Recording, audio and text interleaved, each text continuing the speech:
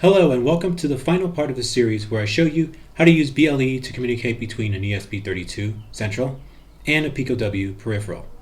We will wrap things up today with button control. I'll show you the wiring diagram, the code, and the demos as usual. I'll link the code in the description as well as the Medium article. Let's get started. Alright, so let's first start with the wiring diagram. It's pretty straightforward. We have the Pico and the ESP32. We have the LED, we have the resistor, and of course this connects to ground, and this connects to pin 15. You can use any pin you want, and you don't even need to use this type of LED. You can use a panel mount LED that are very typical of PCs. Now, as far as the Pico, you'll need one connected to pin 0, GP0, and another to ground. But you can use any pin numbering you want.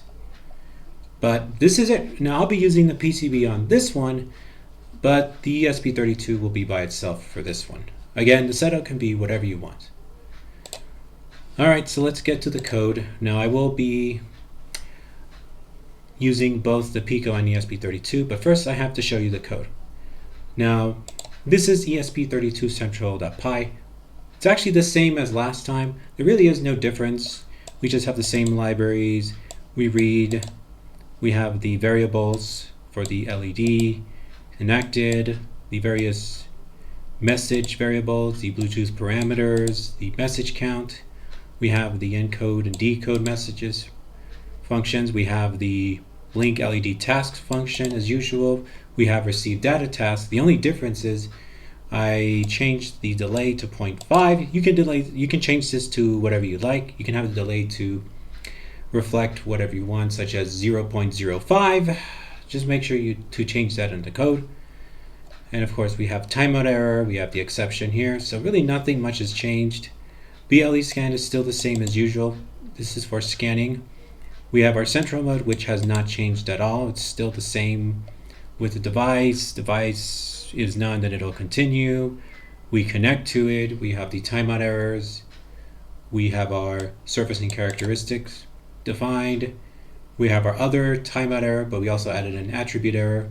We have the exception, our tasks, and then we await our tasks here, so we gather them. So it's all the same. So there's really no difference here. And yes, let's not forget this line to run the function. But things do change. So let's go back to this one. Things do actually change because we have to define our button or our LED at pin 15. Another thing that changes is we receive a value of 1 or 0. So we get a value of 1, the LED turns on. If not, it turns off. That's it. But everything else is still the same. Now let's go to the Pico. This is Pico per button. So we have our libraries as usual. We define our LED and button. We have connected as usual. We open and read our UUIDs file. We have the Bluetooth parameters, message count, our encode and decode messages. We have our blink LED task. We have our send data task, but the difference is if we press the button, we send 1, else we send 0. Other than that, it's still the same. We run peripheral mode as we usually do. Don't forget to register the surfaces and make sure to add these as well, otherwise it won't work. Then of course we have the advertising that we need to set up.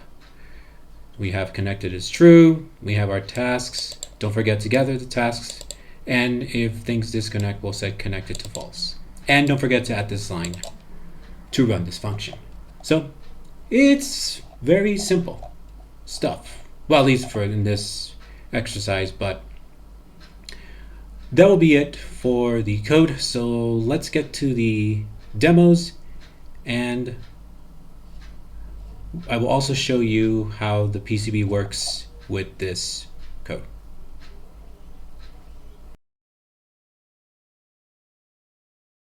All right, folks, let's get to the first demo.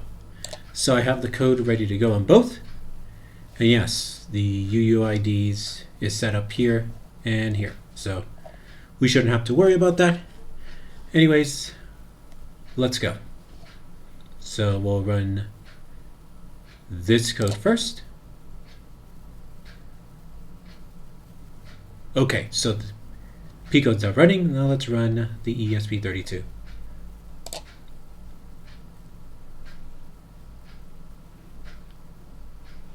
Okay. It's now connecting.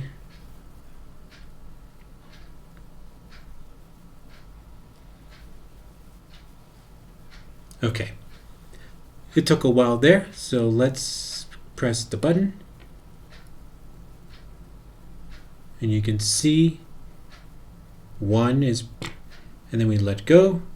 Now you can add a smaller delay so that the button values update, but otherwise we are getting good results here. If you're using this for a robot controller, you're better off using a smaller delay than this.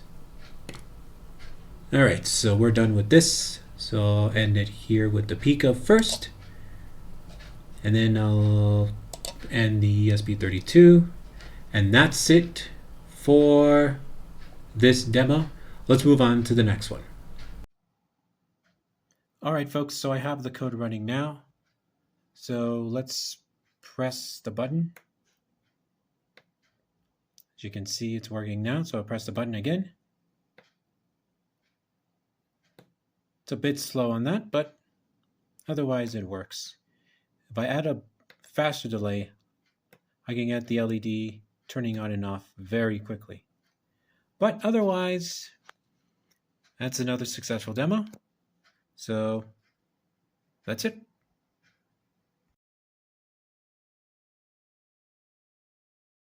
Thank you for watching the series, and I appreciate the views. However, we will be moving on to other tutorials and projects. Now, I will revisit this series in the future, so stay tuned for more. See you next time.